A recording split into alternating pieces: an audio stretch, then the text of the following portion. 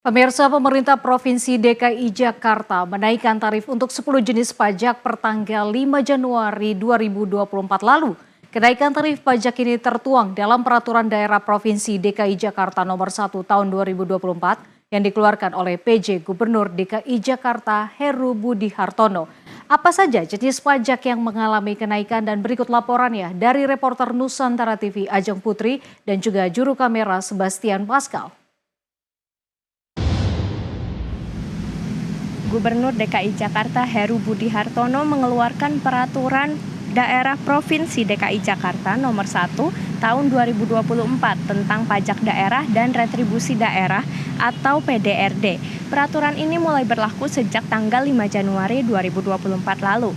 Melalui peraturan ini, Pemprov DKI Jakarta menetapkan kenaikan tarif pada sejumlah jenis pajak yang berjumlah ada 10 jenis pajak yang meliputi pajak kendaraan bermotor sebesar 0,5 hingga 6%, bea balik nama kendaraan bermotor sebesar 12,5%, pajak alat berat sebesar 0,2%, pajak bahan bakar kendaraan bermotor sebesar 10%, pajak rokok 10%, pajak bumi dan bangunan perdesaan dan perkotaan mulai dari 0,5%, bea perolehan hak atas tanah dan bangunan sebesar 5%, pajak barang dan jasa tertentu sebesar 10%, dan untuk beberapa tempat hiburan seperti diskotik, karaoke, klub malam hingga tempat spa yakni sebesar 40%, pajak reklame sebesar 25% dan pajak air tanah sebesar 20%.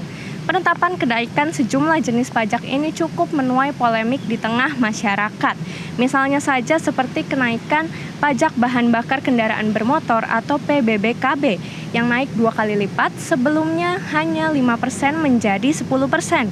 Masyarakat khawatir kenaikan pajak jenis ini akan memicu adanya kenaikan harga bahan bakar non-subsidi seperti misalnya harga Pertamax.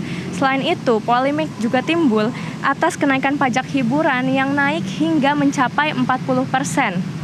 Seperti untuk tempat hiburan tertentu, seperti diskotik, tempat karaoke, klub malam, hingga juga tempat spa.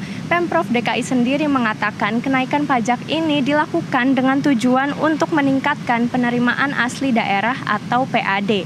Dari Jakarta, Ajeng Putri, Sebastian Pascal, Nusantara TV melaporkan.